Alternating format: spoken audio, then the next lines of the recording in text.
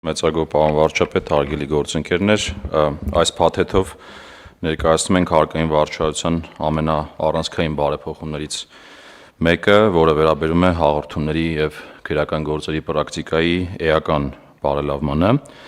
որը ծնվել է վերջին 1 տարվա ընթացքում պետություն մասնավոր համապարփակ համագործակցության արդյունքում եւ պետություն մասնավոր համագործակցության յուրահատուկ օրինակ է։ Նպատակը այս բարեփոխումների պետություն իդեմս ՊԵԿ հարկ վճարող փոխվստահության ամրապնդումն է, հարկ վճարողների լսված լինելու իրավունքի հնարավորությունների ընդլայնումը, երկխոսության միջոցով հարկ վճարողների կամավոր կարգապահության բարձրացումը եւ հարկային հանցագործությունների դեմ առավել թիրախային պայքարը, եւ սա բխում է նաեւ պետական եկամուտների կոմիտեի այն տեսլականից, որ այն պետք է վերածվի հասարակությանը եւ հատկապես հարկ վճարողներին որակյալ ծառայություն մատուցող կամավոր կարգապահությունը խթանող մարդակենտրոն կառույցի, որտեղ բացի ֆիսկալ գործառույթից նաև խթանում են տնտեսական զարգացումը։ Ինչ խնդիրներ ենք ախտորոշել այս ընթացքում, նախ մեծ հոսք կա դեպի քննչական կոմիտե հանցագործության մասով հաղորդումների եւ սահմանափակ ռեսուրսի պայմաններում ոչ միշտ է հնարավոր լինում դրանք արդյունավետ իրացնել տվյալ տարվա ընթացքում, տնտեսությանը մեծացմանը զուգահեռ եւ չափերի եւ աճին զուգահեռ մեր համապատասխան շեմերը շարունակում են ցածր մնալ։ ՊԵԿ գործիքակազմը սահմանափակված է, հատկապես ներկա օրենսդրությունը միշտ չի որ թույլ է տալիս հաղորդումները այլ գործիքակազմով իրացնելու եւ քրեական վարույթների շրջանակներում որոշ դեպքերում բիզնես գործունեության որոշակի վնասներ են պատճառվում արգելադրումների միջոցով եւ այս բոլոր հարցերի լուծումները տալիս ենք այս փաթեթով, ինչպես Նախ առաջինը հարկային օրենսգրքում փոփոխություններ կատարելու միջոցով հարկային մարմինը, այսինքն պետական եկամուտների կոմիտեն տվյալ դեպքում հարկեր չվճարելու ենթադրյալ հանցանքի վերաբերյալ տեղեկատվություն ձեռք բերելիս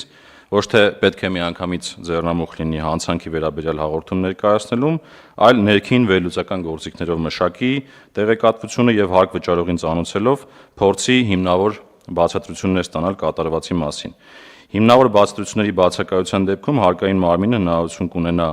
իր մեկ այլ գործիքով, որը կոչվում է թեմատիկ ուսումնասիրություն, արձանագրելու իրավախախտում եւ կազմելու համապատասխան վարչական ակտը, այնուհետև այդ վարչական ակտը ներկայացնելով հարկ վճարողին, պետական եկամուտների կոմիտեն պետք է սպասի այդ ակտի վարչական բողոքարկման ընթացակարգը սպառելուն, տվյալ դեպքում օրինակ գոյություն ունի բողոքարկման հանձնաժողով պետական եկամուտների կոմիտեում, որտեղ կարող է հարկ վճարողը շարունակել բողոքարկել իր մասով գործը։ Սրանից բացառություն լինելու միայն այն դեպքը, որ վարույթի անհապաղ նախաձեռնումն անհրաժեշտ է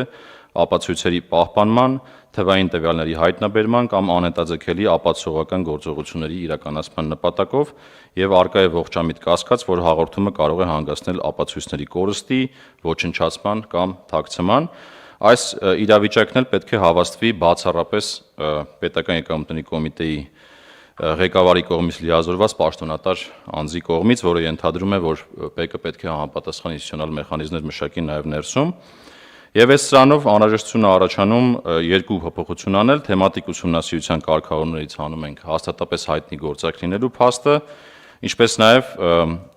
այդ ուսումնասիրությունը 1 տարվա մեջ միայն 1 անգամ իրականացնելու սահմանափակումը։ Նշեմ, որ մինչև այս առաջարկը փաթեթը ներկայացնելը մենք արդեն իսկ պետական եկամուտների կոմիտեում բարեփոխումներ արել ենք ու հանցագործությունները հաղորդումները նախաձեռնելուց առաջ համապատասխան բանակցություններ են լինում, աշխատանքային խումբ է ստեղծվել, որտեղ ֆիլտրվում են այդ հաղորդումները եւ դրա արդյունքում որակը էապես բարելավում է։ Եվ արդյունքում ինչ է տեղի ունենալու 600 նախնական հաշվարկներով հաղորդումների գրեթե կեսը, առնվազն կեսը այլևս անցնելու են այս վարչական գործընթացով, այս փոփոխությունների արդյունքում եւ հարկ վճարողը իրավունք է ունենալու այդ ամբողջ ընթացքում իր արգումենտները ներկայացնել, քննարկել, բանակցել եւ բողոքարկել մինչև դա կվերածվի հաղորդման կամ չի վերածվի։ Մյուս փոփոխությունը շեմն է։ Շեմի մասով երկու հիմնավորում կա, որից մեկը ես նշեցի, մեր տնտեսության չափերը մեծացել են 2022 թվականից այս կողմ բավական բարձր տեմպերով եւ բացի դա էլ մենք երբ որ ախտորոշում ենք մեր հաղորդումները, տեսնում ենք, որ մինչև 30-40 միլիոն գործերն են բավական շատ լինում եւ 100-ից բարձրը եւ թիրախավորել ենք հենց այս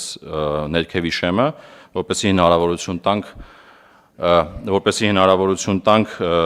սահմանափակ ռեսուրսները օգտագործել առավել թիրախային մեծ խախտումների վրա։ Ինչ ենք առաջարկում։ Առաջարկում ենք երկու շեմ գոյություն ունի՝ խոշոր 10 միլիոն եւ առանձնապես խոշոր 20 միլիոն։ Խոշորի դեպքում առաջարկում ենք եռապատկում, այսինքն 10 միլիոնից 30 միլիոն է առաջարկում բարձրացնել,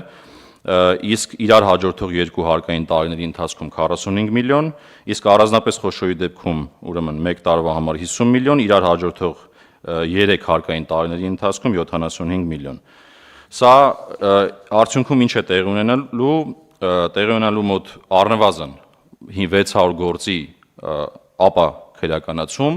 դա կարա տեղի ունենա երկու ճանապարհով, հարկ վճարողի համաձայնությամբ, իսկ այդ գործը նախաձեռնված չլինելու դեպքում չի նախաձեռնվի, իհարկե այս գործերը նաև հետագայում կդառնան այս վարչական են նշածած process-ով ուսումնասիրության առարկա, իսկ առանձնապես խոշորի դեպքում արդեն ծանրից կդառնա միջին ծանրության գործը, երբ որ շեմերը բարձրանան, եւ երրորդ փոփոխությունը արդեն քրեական դատավարության օրենսգրքում